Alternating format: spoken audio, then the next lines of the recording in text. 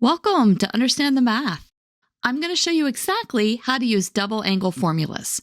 In this problem, we're asked to find sine 2x if sine x is minus 5 over 13 and x is located in quadrant 3. We'll begin by writing down our double angle formula for sine of 2x. We have sine 2x is equal to 2 sine x cosine x.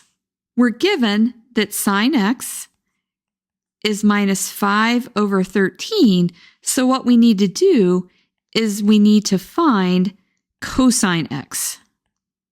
To find cosine x, let's draw a unit circle and place our angle x in quadrant 3. Sine x is equal to minus 5 over 13, so our opposite side is equal to 5, and our hypotenuse is 13.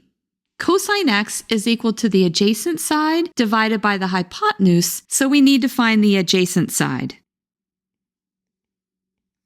From the Pythagorean theorem, we know that the adjacent side squared plus 5 squared is equal to 13 squared.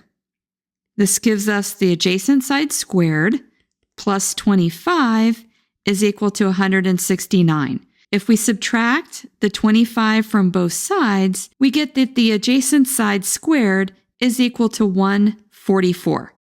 Taking the square root, that tells us that the adjacent side is equal to 12. Cosine is also negative in quadrant 3, so we get that cosine x is equal to minus 12 over 13.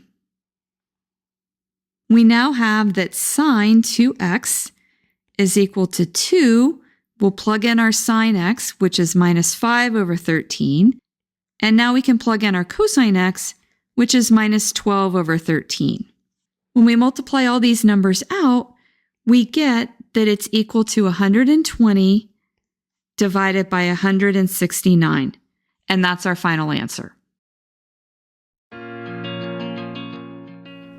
If this video has been helpful to you, please consider subscribing to my channel.